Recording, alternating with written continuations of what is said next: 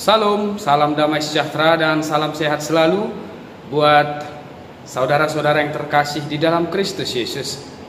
Kita kembali berjumpa untuk bersama-sama mendengar dan merenungkan firman Tuhan pada kita hari ini Selasa 12 Oktober 2021. Namun sebelum kita mendengarkan firman Tuhan, marilah kita berdoa terlebih dahulu.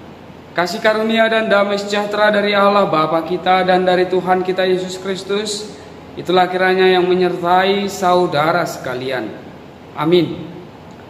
Saudara-saudara yang terkasih, firman Tuhan bagi kita hari ini tertulis di dalam surat Rasul Paulus kepada jemaat di Roma pasal 12 ayat 19. Firman Tuhan berkata demikian: Saudara-saudaraku yang kekasih, janganlah kamu sendiri menuntut pembalasan, tetapi berilah tempat kepada murka Allah, sebab ada tertulis, pembalasan itu adalah hakku, akulah yang akan menuntut pembalasan. Firman Tuhan. Demikian pembacaan firman Tuhan.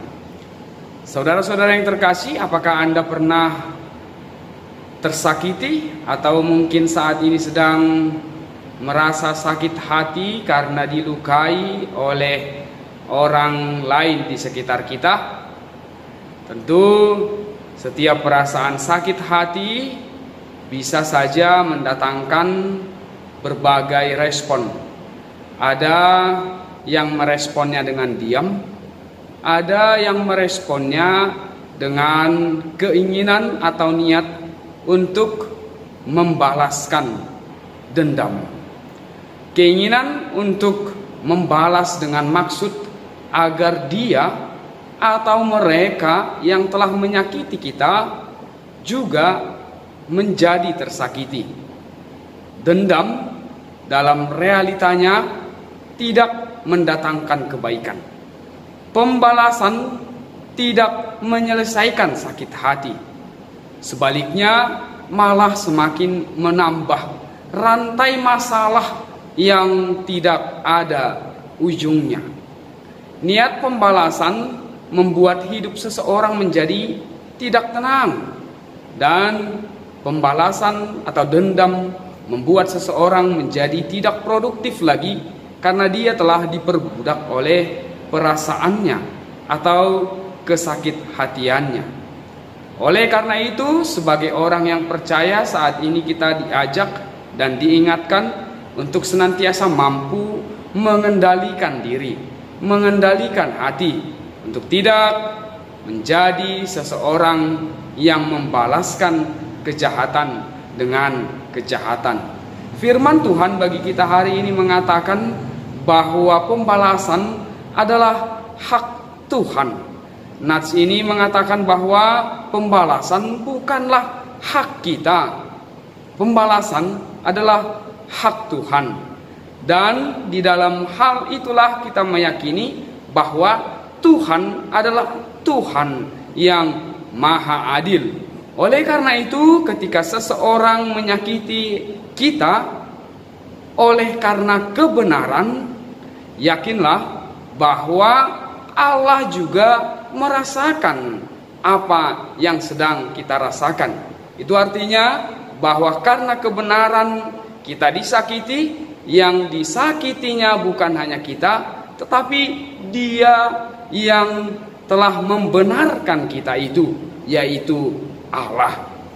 Sebaliknya, hendaklah kita juga senantiasa hidup di dalam kedamaian, hidup di dalam pengampunan, sebagaimana yang Allah inginkan untuk kita lakukan dan kita hidupi dalam panggilan kita sebagai anak-anak Allah.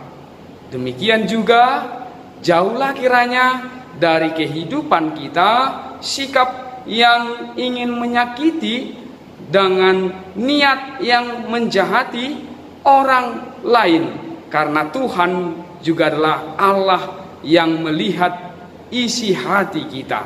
Oleh karena itu, marilah menjalani kehidupan ini bersama-sama dengan orang lain di dalam kasih dan perdamaian yang Tuhan inginkan. Itulah kehidupan yang ideal, yang Allah inginkan untuk kita lakukan. Berbahagialah orang yang membawa damai, karena mereka akan disebut anak-anak Allah. Amin. Kita berdoa. Terima kasih Tuhan buat firman-Mu yang telah kami dengarkan pada hari ini. Engkau mengingatkan kami bahwa kami sepatutnya hidup di dalam kedamaian bersama-sama dengan orang lain. Biarlah isi hati kami juga penuh dengan kedamaian yang dari Tuhan, dan tidak ada niat satupun kejahatan terbersit di dalam pikiran kami, jikalaupun meskipun kami harus menghadapi banyak tantangan yang bisa saja menyakitkan di dalam kehidupan kami. Tapi kami yakin Tuhan adalah Tuhan yang maha melihat, yang maha adil. Tuntunlah hidup kami bersama-sama dengan orang lain, supaya kami hidup di dalam sukacita, di dalam kedamaian, di dalam pengampunan, sebagaimana Tuhan telah berikan kepada kami. Sertailah kami dalam melakukan aktivitas kami bersama-sama dengan orang-orang yang kami kasihi. Kami serahkan hidup kami hanya ke dalam tangan Tuhan. Di dalam Kristus kami berdoa kepadamu. Kasih karunia dan damai sejahtera dari Allah Bapa kita dan dari Tuhan kita Yesus Kristus, serta persekutuan Roh Kudus kiranya menyertai saudara sekalian. Amin.